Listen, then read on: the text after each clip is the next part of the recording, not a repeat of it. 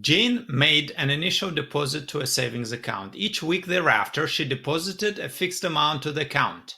The equation above models the amount A in dollars that Jane has deposited after T weekly deposits.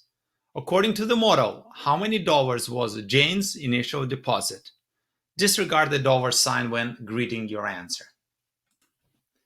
Let's understand the problem. We are told that Jane had a savings account and she deposited a certain amount at the very beginning as the first deposit. And then she deposited a certain amount every week. The formula that we're provided shows that, describes it. And A stands for the total amount of money on the account. And we're told also that T represents the number of weekly deposits.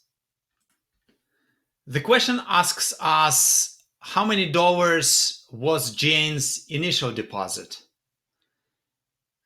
Whether we understand the formula or not, we can see that besides the lettered form, and they're told us that A is some number of total deposited amount, and T is the number of weekly deposits. And then we have two numbers, 18 and 15. And the number 18 is multiplied by T, which is the number of weekly deposits.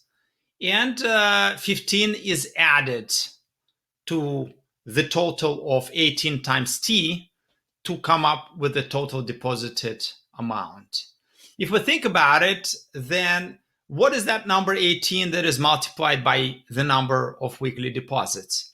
And it only makes sense that Jane probably deposited $18 every week.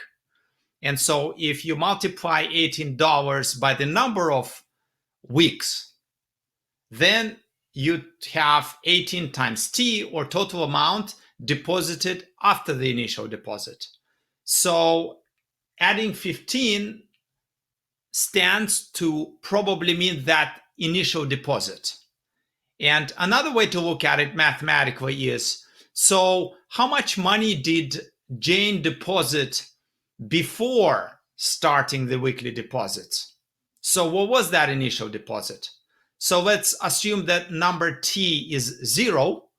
Let's assume that she hasn't deposited any money yet.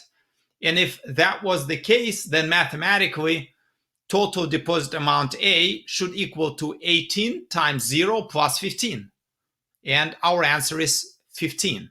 So 15 is that number of dollars that Jane deposited in her initial deposit.